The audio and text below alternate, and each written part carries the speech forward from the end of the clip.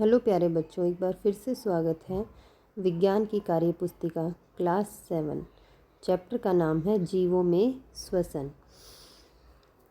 नाक से सांस लेने के पश्चात वायु किन किन अंगों से होकर फेफड़ों तक पहुंचती है। नीचे बने चित्र में सभी अंगों के नाम लिखो।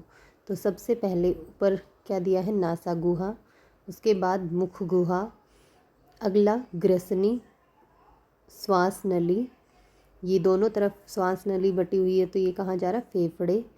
और फेफड़े किससे सुरक्षित रहते हैं, पसली पिंजर। और नीचे जो इसके नीचे जो खाली स्थान होता है, इसको क्या कहते हैं, डायफ्राम। गतिविधि 1, आओ एक प्रयोग करें। हमें चाहिए इंच टेप, रिबन या सूतली। इंच टेप को अपने दोस्त की पीठ से पीछे से घुमाकर सीने तक लाइए, उसके सीने का नाप लो। सूतली के छोरों को हल्के से पकड़े रहो और अपने दोस्त को से लंबी सांस लेने को कहो। इस बार भी उसकी छाती का नाप लो।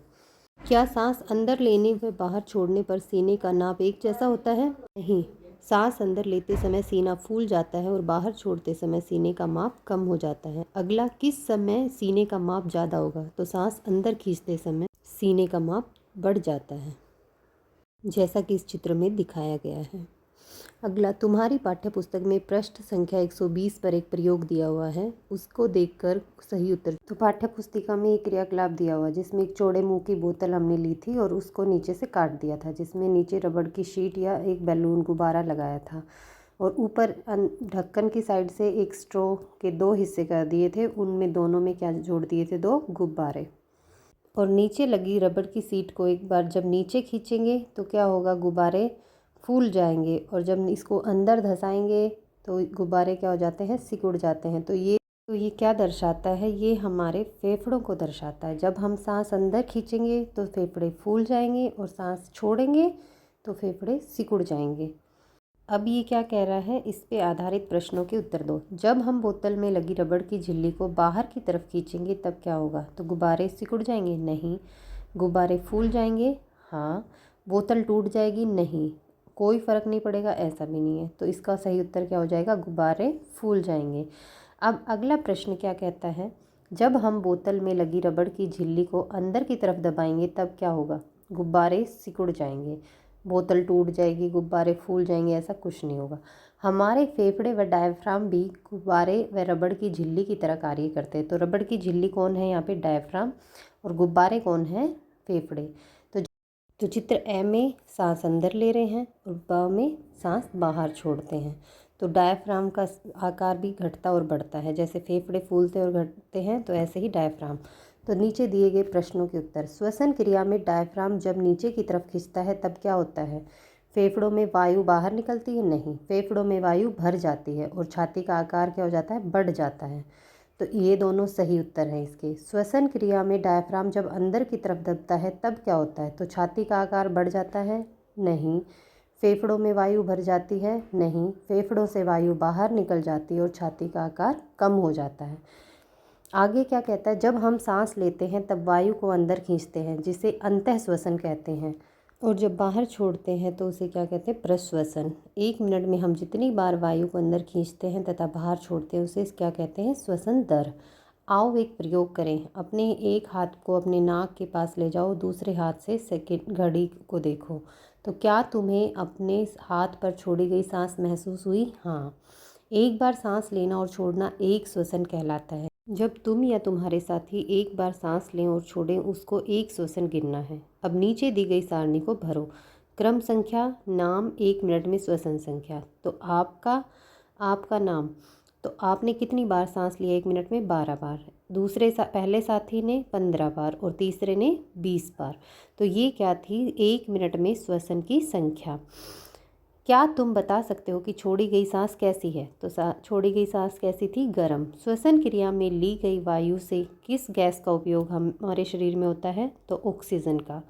फेफड़ों से वह गैस शरीर के विभिन्न भागों तक कैसे पहुंचती है? जब फेफड़ों में वायु प्रवेश करती है तो वायु की ऑक्सीजन विसरित होकर कुपिकाओं की रक्त वाहिकाओं द्वारा शरीर के विभिन्न भागों तक पहुंचाई जाती है। नेक्स्ट में ये चित्र 1, 2, 3 और 4। पहले में अखबार पढ़ रहा है, दूसरा पहाड़ पे चढ़ रहा है, तीसरा दौड़ रही है लड़की और चौथा सो रहा है। ऊपर बने चित्रों को देखकर बताओ कि किस किस परिस्थिति में श्वसन हो रहा है। तो सभी स्थितियों में क्या हो रहा है, श्वसन हो रहा है। सांस तो सभी स्थितियों में लिया जा रहा है। किस किस की श्वसन दर सबसे अधिक होगी और क्यों? तो पर्वत चढ़ने वाले की सबसे अधिक होगी और दूसरी किसकी होगी, चित्र 3 दौड़ लगाते हुए लड़की की। अभिक्रिया को पूरा कीजिए। तो ग्लूकोज ऑक्सीजन की उपस्थिति में किस में टूटता है, कार्बन डाइऑक्साइड, जल और ऊर्जा। ऑक्सीजन की अनुपस्थिति में अल्कोहल, कार्बन डाइऑक्साइड और ऊर्जा। और ग्लूकोज ऑक्सीजन की अनुपस्थिति में हमारी पेशियों में किस में टूटता है, लैक्टिक अम्ल और ऊर्जा। पर लिखी अभिक्रिया कहाँ कहाँ घटित होती है। तो पहली क्रिया जो है ऑक्सीजन की उपस्थिति में कहाँ होती है, वायवीय श्वसन में। दूसरी ऑक्सीजन की अनुपस्थिति अवायवीय श्वसन किसमें, ईस्ट में। और तीसरा क्या है, ग्लूकोज की ऑक्सीजन की अनुपस्थिति में लैक्टिक अम्ल और ऊर्जा में टूटता है, तो ये पेशीय कोशिकाओं में। इन अभिक्रियाओं को ऑक्सीजन की उपलब्धता कैसे प्रभावित करती है। ऑक्सीजन की प्रचुर मात्रा में वायवीय श्वसन से ग्लूकोज कार्बन डाइऑक्साइड, जल और ऊर्जा में बदल जाता है, जबकि अवायवीय श्वसन में क्या होगा, यह लैक्टिक अम्ल या अल्कोहल में बदलता है। अगला प्रश्न, सांस लेने में ली गई हवा व छोड़ी गई हवा दोनों ही एक जैसी होती हैं या इनमें कोई अंतर होता है? यदि होता है तो अंतर बताओ। तो क्या अंतर होता है, सांस लेने में ली गई हवा में ऑक्सीजन 21% तथा कार्बन डाइऑक्साइड CO2 कितनी होती है, 0.04%।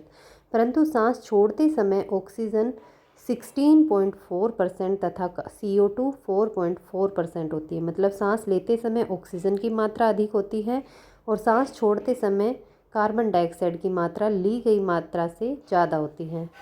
कारण बताओ। अधिक व्यायाम कसरत करने पर मांसपेशियों में ऐंठन क्यों हो जाती है? अधिक व्यायाम से मांसपेशियों तक ऑक्सीजन पर्याप्त मात्रा में नहीं पहुंचती, जिससे अवायवीय श्वसन होता है तथा ग्लूकोज से लैक्टिक अम्ल बनता है, जो पेशियों में क्या हो जाता है, जम जाता है। इसे दूर करने के क्या उपाय हैं? तो गर्म पानी से स्नान करने अथवा शरीर की मालिश करवाने पर ऐंठन से आराम मिलता है। अगला, यह उपाय किस तरह से मदद करते हैं? गर्म जल से स्नान अथवा मालिश से रक्त संचरण बढ़ जाता है, जिससे पेशी कोशिकाओं को ऑक्सीजन की आपूर्ति बढ़ जाती है। चूने के पानी में श्वास द्वारा छोड़ी गई वायु प्रवाहित करने पर क्या होता है? तो चूने का पानी कैसा हो जाता है, दूधिया हो जाता है। ऐसा किस कारण होता है, अपने शिक्षक से मदद लेकर लिखो। तो चूने का पानी कार्बन डाइऑक्साइड गैस अगर उसमें से पास करेंगे तो क्या बन जाता है, कैल्शियम कार्बोनेट, और जिसका रंग कैसा हो जाता है, दूधिया रंग।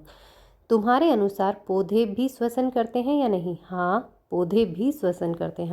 हमने पढ़ा था कि पौधे भी क्या करते हैं, श्वसन करते हैं।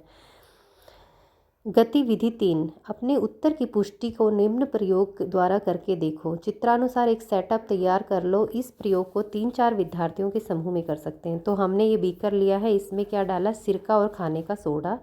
इसमें हमने एक ट्यूब लगाई जिसको हमने जोड़ा परख नली से, जिसमें क्या भरा है, चूने का पानी। तो जब सिरका और खाने का सोडा उसकी अभिक्रिया होगी तो कौन सी गैस निकलती है, कार्बन डाइऑक्साइड। अब इस सेट को 3-4 घंटे के लिए छोड़ दो और उसके बाद में कीप वाली नली से पानी डालो। तो थोड़ी देर तक पानी डालने पर परख नली में भरे चूने के पानी के रंग में क्या परिवर्तन होगा? चूने का पानी कैसा हो जाएगा, दूधिया, क्योंकि कौन सी गैस बनी थी, कार्बन डाइऑक्साइड। और चूने के पानी के साथ अभिक्रिया करके उसने क्या बना दिया, कैल्शियम कार्बोनेट।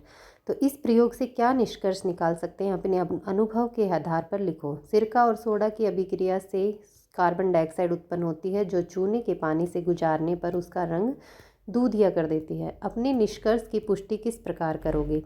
चूने के पानी से CO2 अभिक्रिया करके कैल्शियम कार्बोनेट CaCO3 बनाती है, जिसका रंग कैसा होता है, दूधिया। तो चूने का पानी का फॉर्मूला क्या होता है, CaOH2 plus carbon dioxide CO2, और ये मिलकर क्या बने, CaCO3 कैल्शियम कार्बोनेट, और इसका रंग कैसा होता है, दूधिया। तो ये था हमारा चैप्टर जीवों में श्वसन। पसंद आया तो लाइक, सब्सक्राइब और शेयर करें। Thank you.